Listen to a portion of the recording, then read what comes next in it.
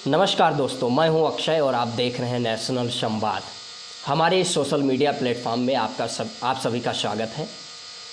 हाल ही में 5 राज्यों के चुनाव हो रहे हैं। लगभग राज्यों के चुनाव समाप्त हो चुके हैं।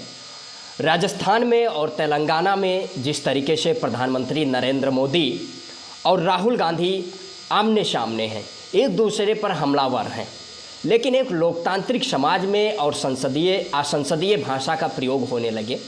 ऐसे में यह विमर्श करना अत्यंत आवश्यक हो जाता है।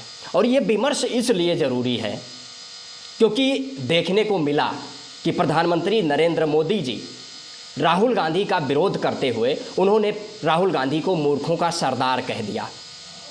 राहुल गांधी कांग्रेस पार्टी के एक बड़े नेता हैं और विपक्ष के नेता हैं, और अगर संसदीय अनुभव देखा जाए तो राहुल गांधी के पास संसदीय अनुभव अधिक है, प्रधानमंत्री नरेंद्र मोदी के पास संसदीय अनुभव भी कम है।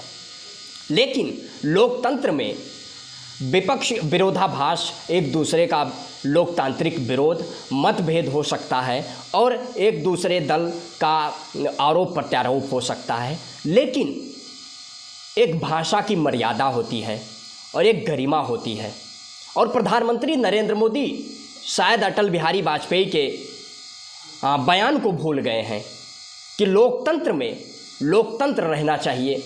हो सकता है प्रधानमंत्री नरेंद्र मोदी ने इसको अलग दृष्टिकोण में कहा हो, लेकिन देखने को मिला सबसे रुचि का विषय यह है कि जो वर्ल्ड कप हो रहा था, वर्ल्ड कप के दौरान प्रधानमंत्री नरेंद्र मोदी जी की उपस्थिति और राहुल गांधी जी द्वारा प्रधानमंत्री को लेकर जिस तरीके से पलटवार कह सकते हैं, राहुल गांधी ने पलटवार किया और वहाँ की जनता के द्वारा जो शब्द निकल के आया, मैं ये नहीं कहूँगा कि राहुल गांधी ने प्रयोग किया, लेकिन जनता द्वारा वो शब्द कहा गया। उसके बाद राहुल गांधी ने भी उसको रिपीट किया या राहुल गांधी ने ही पनौती शब्द का प्रयोग किया। ऐसे में ये असंसदीय या अलोकतांत्रिक नहीं है जितना अलोकतांत्रिक और असंसदीय प्रधानमंत्री नरेंद्र मोदी जी द्वारा किया गया टिप्पणी है। ऐसे में इसके 2 कारण हो सकते हैं। पहला कारण ये कि लोकतंत्र में ये स्वीकार नहीं है, मूर्खों का सरदार कहना राहुल गांधी को उचित नहीं है, मुझे जहाँ तक लगता है। लेकिन प्रधानमंत्री को पनौती कहना, हमें लगता है ये भी राहुल गांधी जी को इस शब्द का प्रयोग नहीं करना चाहिए, क्योंकि एक वैज्ञानिक और तार्किक दृष्टिकोण में देखा जाए तो वर्तमान परिदृश्य में किसी व्यक्ति को पनौती कहने का मैं पक्षधर नहीं हूँ। लेकिन इसके 2 रीज़न हो सकते हैं। जो देश की मेन स्ट्रीम मीडिया है, कांग्रेस बनाम बीजेपी को जो मेन स्ट्रीम मीडिया कवर कर रही है, जब वही बहुजन समाज का कोई नेता हो या हम जैसे सोशल एक्टिविस्ट हों, यूट्यूबर्स हों या छोटे पत्रकार हों, या जो बहुजन सोशल मीडिया ही बहुजन मीडिया है कहा जाता है, यदि हम बात करेंगे, यदि अखिलेश यादव बात करेंगे, यदि तेजस्वी यादव बात करेंगे, यदि मायावती बात करेंगी, या वो तमाम जो बहुजन समाज की पार्टियां हैं, यदि वो जाति आधारित जनगणना की बात करेंगी, सामाजिक न्याय की बात करेंगी, तो देश की मेन स्ट्रीम मीडिया, मनुवादी मानसिकता की मीडिया उसको नहीं दिखाएगी। ऐसे में कांग्रेस पार्टी के नेता राहुल गांधी लगातार प्रधानमंत्री नरेंद्र मोदी पर ये सवाल उठा रहे हैं कि आप जब वोट लेना था और जाति के नाम पर वोट करनी थी तो प्रधानमंत्री नरेंद्र मोदी ने कहा कि मैं पिछड़े माँ का बेटा हूँ, और उन्होंने कहा अपने अंधभक्तों के बीच में छाती पीट कर दोनों हाथ पसार कर प्रधानमंत्री नरेंद्र मोदी ने कहा कि मैं ओबीसी हूँ। लेकिन जब ओबीसी की जाति गिनने की बात आई, जब जाति जनगणना की बात आई और संख्यानुपात में प्रतिनिधित्व की बात आई, तो नरेंद्र मोदी जी से यदि ये सवाल किया जाए कि आपने ओबीसी को क्या दिया, तो मुझे लगता है प्रधानमंत्री नरेंद्र मोदी के पास या भारतीय जनता पार्टी के पास इसका कोई जवाब नहीं होगा।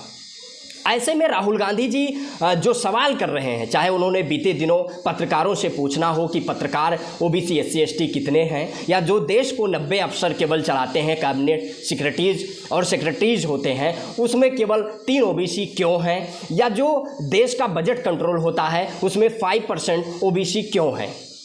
इन तमाम प्रकार के सवालों के साथ राहुल गांधी जिस तरीके से बीजेपी को घेर रहे थे और जिस तरीके से ये कह रहे थे कि हम जाति आधारित जनगणना के पक्ष में हैं और हमें मौका मिलता है केंद्र स्तर पर तो हम जाति आधारित जनगणना करवाएंगे भी। लेकिन मेन स्ट्रीम मीडिया दरअसल में बहुत चालाक लोग हैं क्योंकि कांग्रेस पार्टी हमेशा सामाजिक न्याय के मुद्दों पर बैकफुट पे रही है। और वास्तव में यदि सामाजिक न्याय के पक्षधर कांग्रेस पार्टी होती तो मंडल कमीशन की विरोध ना करती और सत्ता में रहते हुए जाति आधारित जनगणना करवाती और डेटा को सार्वजनिक करती। ऐसे में राहुल गांधी का क्या सामाजिक न्याय का दावा खोखला है? क्या ये कह सकते हैं कि जाति आधारित जनगणना राहुल गांधी जी नहीं कराएंगे? ये एक विमर्श का विषय है, और विमर्श का विषय इसलिए है क्योंकि जो 5 राज्यों में चुनाव हुए उसमें ना तो संख्या अनुपात में राहुल गांधी ने प्रत्याशी बनाए और ना ही उन्होंने संख्या अनुपात में टिकट दिया ओबीसी को या महिलाओं को। लेकिन राजनीति कहते हैं एक सीखने की प्रक्रिया है। यदि राहुल गांधी जी वर्तमान में सामाजिक न्याय के प्रति संवेदनशील हैं, वास्तव में संवेदनशील हैं और अपनी संवेदनशीलता वो व्यक्त कर रहे हैं, तो उसका स्वागत करना चाहिए मुझे लगता है। और कांग्रेस पार्टी यदि सामाजिक न्याय को लेकर बात कर रही है तो उसका स्वागत है। लेकिन जो बहुजन समाज के नेता हैं, जो बहुजन पार्टियां हैं या बहुजन एक्टिविस्ट हैं, उन लोगों को कांग्रेस और बीजेपी के चाल को भी समझने की ज़रूरत है। इसलिए इसका दूसरा कारण ये भी हो सकता है कि जो देश का वास्तविक मुद्दा है उस मुद्दे से डाइवर्ट करने के लिए, भटकाने के लिए हो सकता है पप्पू बनाम पनौती और कांग्रेस प्रधानमंत्री नरेंद्र मोदी और राहुल गांधी का जो आमने सामने हमलावर हैं और देश की मेन स्ट्रीम मीडिया इसको दिखा भी रही है, जिससे जो 2 करोड़ प्रतिवर्ष रोजगार को लेकर हो या किसानों की आय दोगुनी करने को लेकर हो या जाति आधारित जनगणना की बात हो या सामाजिक न्याय की बात हो, इस मुद्दे से डाइवर्ट करके अब एक टिप्पणी पर लाकर विमर्श खड़ा कर दिया जाए, इस तरीके का माहौल क्रिएट करने की कोशिश की जा रही है मुझे जहां तक लगता है। क्योंकि बात सामाजिक न्याय पर ही होनी चाहिए, विमर्श जाति आधारित जनगणना पर ही होनी चाहिए। और यदि इंडिया अलायंस बनता है और उसमें बहुजन पार्टियों का सहयोग रहता है तो बहुजन पार्टियों को खासकर ये ध्यान रखना है कि जिस तरीके से एक घोड़े को लगाम कसने की ज़रूरत होती है, ठीक उसी प्रकार कांग्रेस को भी एक घोड़े की अपेक्षा लगाम कसे रहने की ज़रूरत है। अन्यथा ये पार्टी मुझे लगता है सामाजिक न्याय के मुद्दे से भटकाकर दूसरे मुद्दे पर लेकर चली जाएगी।